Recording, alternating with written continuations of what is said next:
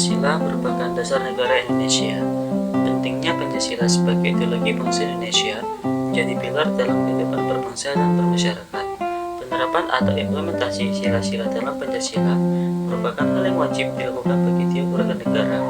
Pancasila harus tetap dipertahankan dan dilestarikan dari generasi ke generasi dengan melalui revitalisasi dan aktualisasi Pancasila yang dapat dilakukan melalui proses pendidikan. Nilai-nilai Pancasila yang diwariskan dan diajarkan dapat melalui pendidikan Pancasila di perguruan tinggi.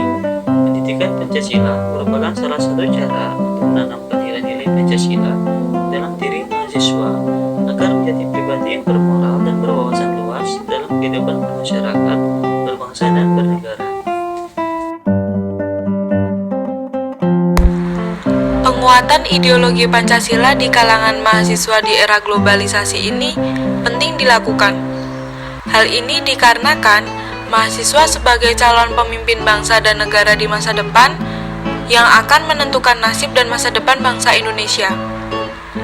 Penguatan ideologi Pancasila juga bertujuan untuk menggugah mahasiswa agar dapat tercipta rasa persatuan dan kesatuan, serta memiliki sikap dan perilaku yang mencerminkan nilai-nilai yang terkandung dalam Pancasila. Mahasiswa perlu disadarkan untuk segera mengabdikan dirinya pada negara, bersatu padu untuk menghadapi krisis budaya, kepercayaan, moral, dan lainnya. Upaya pihak kampus melaksanakan penguatan nilai-nilai Pancasila. Terkait peran mahasiswa yang sangat besar dalam penerapan nilai-nilai Pancasila, hal ini juga seharusnya sejalan dengan peran tenaga pendidik dan seluruh elemen kampus terkait. Pihak kampus memberikan peran cukup besar dengan memfasilitasi mahasiswanya dalam penguatan dan penerapan Pancasila, yaitu dengan upaya pertama, pencegahan radikalisme melalui organisasi dan unit kegiatan mahasiswa. Untuk mewujudkan penguatan ideologi Pancasila di kampus, diperlukan peranan organisasi di lingkungan internal maupun eksternal yang tentunya berhaluan Pancasila. Selain itu, pemerintah melalui Kemenristekdikti pada tahun 2018 lalu menerbitkan peraturan yang mendorong pimpinan perguruan tinggi membentuk unit kegiatan mahasiswa pengawal ideologi bangsa, yang kegiatannya adalah untuk pembinaan 4 pilar kebangsaan. Yang kedua, pendidikan Pancasila. Melalui pendidikan Pancasila ini, mahasiswa diharapkan tidak hanya dapat menguasai teorinya, namun juga dapat mengamalkannya dalam kehidupan sehari-hari. 3. Musyawarah demokrasi. Musyawarah demokrasi bisa dilakukan di lingkungan institusi perguruan tinggi. Contohnya, pihak kampus melakukan musyawarah demokrasi dalam sistem pengelolaannya terkait kegiatan yang melibatkan secara langsung maupun tidak langsung kepentingan mahasiswanya. Keempat, melakukan kajian dalam bentuk diskusi publik atau seminar serta karakter building. Seminar diharapkan dapat memfasilitasi kampus untuk lebih membumikan nilai-nilai Pancasila di kalangan mahasiswa. Sedangkan karakter building bertujuan agar mahasiswa baru dapat beradaptasi di lingkungan kampus dan untuk pembentukan karakter mahasiswa. Kendala.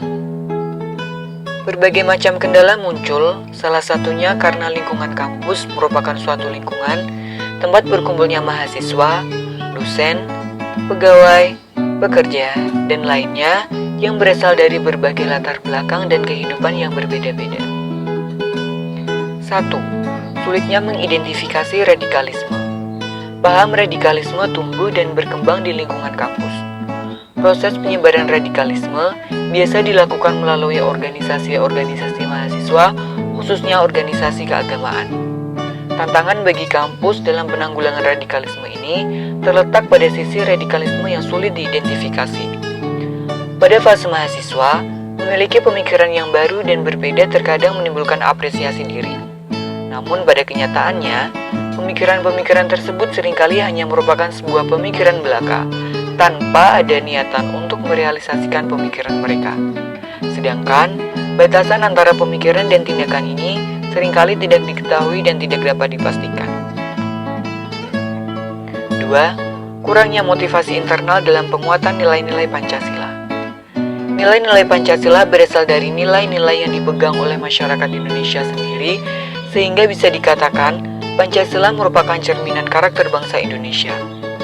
Namun saat ini, sedang terjadi pelemahan nilai-nilai Pancasila dalam diri masyarakat yang disebabkan oleh adanya arus globalisasi. Dapat dilihat dari berbagai macam fenomena, seperti misalnya ada anak ibu kota yang memiliki pergaulan bebas.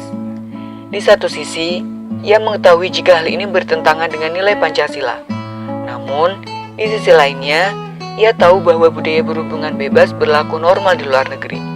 Hal ini tentu merupakan motivasi internal yang tumbuh dari pemikirannya sendiri, walaupun mungkin ada unsur pengaruh dari pihak lain. Masalahnya adalah bagaimana kita mengalokasikan motivasi internal ini ke arah penguatan Pancasila. Yang ketiga, kesenjangan sosial. Pendidikan Pancasila tidak selalu mampu menjangkau semua pihak secara adil. Pendidikan Pancasila diberikan secara umum supaya dapat memberikan informasi yang sama. Namun dengan adanya kesenjangan, pihak yang mengalami ketertinggalan membutuhkan upaya lebih untuk memperoleh pemerataan pemahaman yang sebenarnya, bukan sekedar pemerataan materi saja. Yang terakhir, kurangnya keteladanan dalam lingkungan kampus. Upaya memperkuat nilai Pancasila tidak cukup hanya dengan jalan formal saja. Mahasiswa membutuhkan sosok yang dapat dihormati, dihargai, dan dapat dijadikan teladan. Sosok yang paling dekat dengan mahasiswa seperti para dosen dan juga para pembina organisasi mahasiswa. Dalam kehidupan sehari-hari, para teladan ini perlu menunjukkan perilaku, integritas, dan karakter yang sesuai dengan Pancasila. Namun sayangnya, tidak semua dosen, pegawai kampus, dan para elit bisa dijadikan teladan. Bukankah naif rasanya apabila generasi muda dikubar-kubarkan semangat Pancasilanya, sedangkan generasi terdahulu justru acuh tak acuh dengan program ini? Hal-hal yang harus dilakukan kampus sebagai solusi. Yang pertama, meningkatkan kesadaran mahasiswa terhadap radikalisme dengan memberikan informasi secara lengkap dan hati-hati agar tidak terjadi salah tafsir.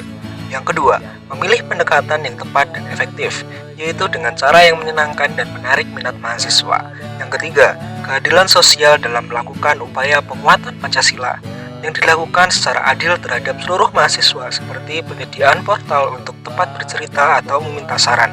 Yang keempat, merekrut seluruh elemen kampus untuk ikut berpartisipasi, termasuk dosen, pegawai kampus, pimpinan kampus, seluruh staf dan seluruh mahasiswa. Di lembar sejarah manusia.